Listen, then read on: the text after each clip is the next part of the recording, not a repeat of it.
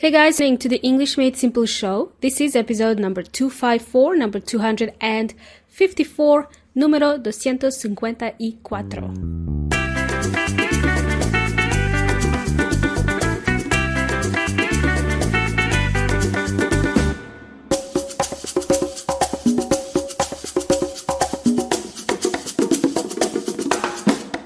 Welcome back, everybody. Welcome back. It's Milena from EnglishMadeSimple.net, EnglishMadeSimple.net.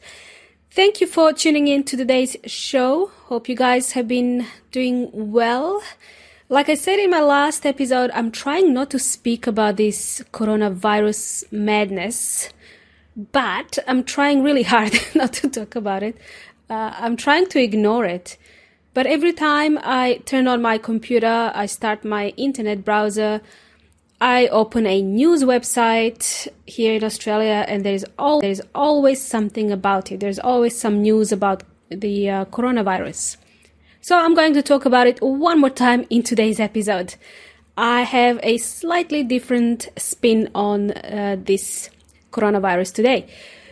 I'm approaching today's episode in a different way, so still about coronavirus, but I'm going to talk about something different. I'm going to talk about conspiracy theories, okay?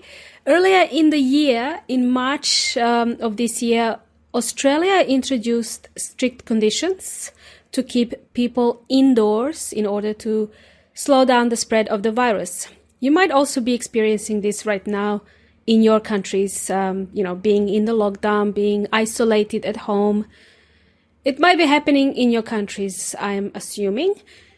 The reason people are being kept indoors is because apparently coronavirus is highly contagious. It's a highly contagious virus. Now, I'm not a doctor, but aren't the majority of viruses contagious? Maybe someone can prove me wrong. Like I said, I'm not a doctor, so don't take my word for it. I'm sure there are probably some really good explanations about viruses being contagious or not. Nonetheless, I'm lucky to be living in Adelaide, actually. For those of you who've been listening to me for a while, I used to live in Melbourne, then I moved to Adelaide, and I did an episode about it. Why am I going to Adelaide? Blah, blah, blah.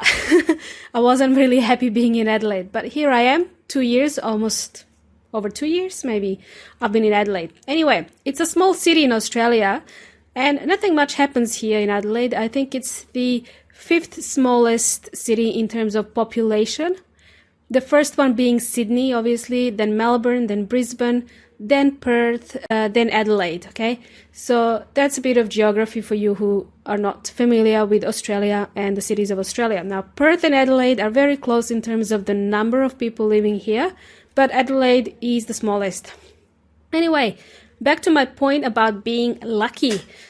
I say to my husband, no one wants to come to Adelaide, not even coronavirus. All right, so that's just a internal joke, personal joke we have here at home.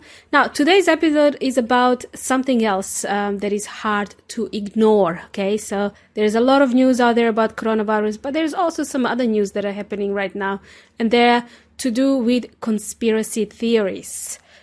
It seems like in every crisis, there's going to be someone with a really good conspiracy theory. After nothing much happening in Adelaide last week, I started to read and watch YouTube videos on various theories that people have about what is happening in the world right now and why is almost everyone on the planet in a lockdown, in some sort of lockdown. First of all, do you know what a conspiracy theory is?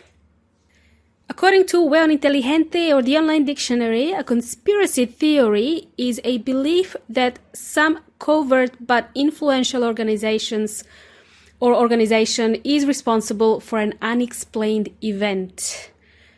And what is a good example of a conspiracy theory? Let me see. There are many, actually. In the olden days, in the olden times, people believed that the Earth was flat.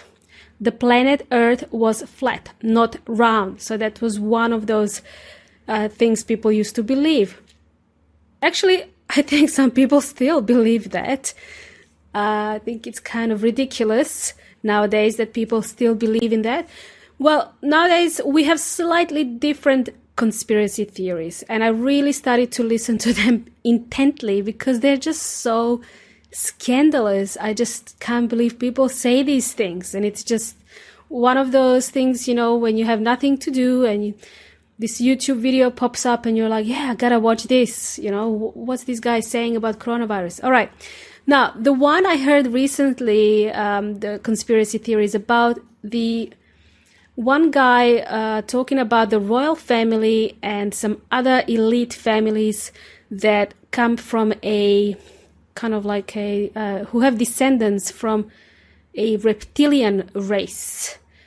So this guy believes that some people have descended from a reptilian race. Reptiles are animals. Reptiles are animals like lizards. Lizards that could live in a desert or in a jungle, or we have lizards here in Australia. So reptiles are animals like lizard. So I'm going to mention this guy again. David Icke talked about reptilian race and people who are elite belonging to something called the reptilian race, and he named a few people. Like he said, people like Elon Musk and even Justin Bieber are all descendants of the reptilian race. There is obviously reasons why he says these things. Now, I'm not going to go into details, obviously. So when I say reptilian race, it means that these people evolved from these cold-blooded lizards. So usually lizards are cold-blooded, like snakes. Now, I don't know exactly what this all entails for a human being, what he actually means for a human being to come from a reptilian race. But this guy has some theories. This is a wild theory that was first introduced in 1998 by a British guy called David Icke. So I watched an interview with David Icke. He even wrote a book about it, The Biggest Secret. That's the name of the book. Now, if you receive emails from me, then I'll share a link where you can read more about this crazy conspiracy theory if you would like to read about it. It's all in English, by the way. But if you'd like to read about it, I'll share this link. In my opinion, it is a bit crazy, and it would make a great movie one day. Somebody will make a movie about this probably. Now, last week I listened to an interview with this guy, David Icke, and was surprised to learn about the wild theories he had about the coronavirus. By the way, people can have many conspiracy theories, not just one, okay? There are many conspiracy theories, so this guy has more stories to tell. When I listen to David Icke speak, he's a well-spoken guy. I assume he's highly educated. He sounds really educated.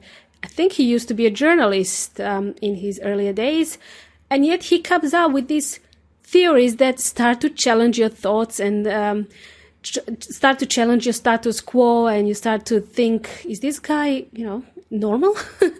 So what David Icke said about the coronavirus was that it was some sort of a diversion at the moment. There's something else happening in the background, in the back end, while the governments are keeping us locked indoors. So we are not sure what's going on. They're keeping us indoor. They're putting all this fear in the media about coronavirus. And David Icke thinks that there's something else happening. So he mentioned the introduction of a new mobile network called 5G. So David made a reference that there was a link to the 5G network. 5G network is, it's just a mobile network connection. Most of us will have a 4G connections on our phone. I think in Australia we are behind with technology. My phone is capable of 5G, but my network provider doesn't offer it, so it only has a 4G connection. Anyway, I digress. I'm getting myself distracted now with technology. So David Icke believes the coronavirus is a distraction to something else happening in the world at the same time. Apparently, the new satellites are being installed by one of Elon Musk's companies that will enable 5G technology around the world. And the effects of these satellites and the 5G technology, according to David, is harmful to the human race. Now, it's hard to listen. Well, no, it's not hard to listen. It's actually hard not to listen to this guy. The way he speaks and the way he explains things, it almost sounds true, almost sounds credible. But it's still hard to comprehend it all. Plus some other things he says, which I will not go into in today's episode. I just wanted to share this information with you and to introduce you with to something else called conspiracy theories. The only thing I know about this guy is what I heard on this podcast that I listened to last week. There are many of these people. It's not just him. There are many people out there who have some of the, crazy conspiracy theories, I guess. But he's one of the popular ones out there. Sometimes they're really fun to listen to if you get bored of watching the news. But I always listen to these types of opinions with a grain of salt. Whenever I see something in the news, or if I hear someone talk about conspiracy theories or something that is really, it doesn't fit well with my beliefs, then I always take that information with a grain of salt. So a grain of salt is a really good English expression to use here. When someone tells you to take something with a grain of salt, and salt you use for cooking, it's like a seasoning, you put salt and pepper. When you cook something, you add salt.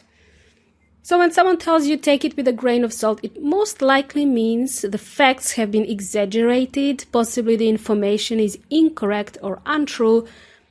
Only take parts of that information that you've read or heard. Don't believe everything you hear or read, okay?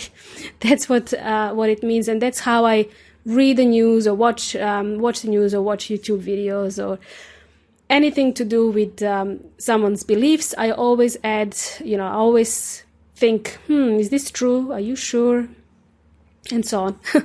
So what do I believe in? I believe we shouldn't believe in everything we read in the media, hear from other people, or what we see on the internet especially. We should always question those things, do a bit of digging, investigative research, before you can draw your own conclusions. Always be able to draw your own conclusions. Always think to yourself, when you hear something in the media, really? Are you sure? Why are you saying all this? Where did you get these facts from? I mean, you always need a bit of more background information for anything. So, amigos, let me ask you this. Do you know of any good conspiracy theories out there? I'm sure you do have some conspiracy theories to share.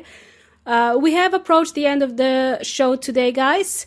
Let me finish off today's episode by quoting a Japanese proverb that's really useful. It's really relevant to this topic. There's a Japanese proverb that goes something like this. If you believe everything you read, then don't read. Clever.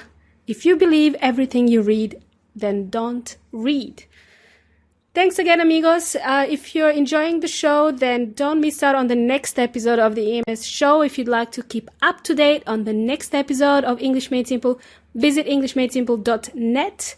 When you visit englishmadesimple.net, you'll see my smiley face pop up from the side of the browser. Enter your details to keep notified of future episodes. Thanks again for listening. You've been jamming with Milena from English Made Simple. Until next time, hasta la próxima.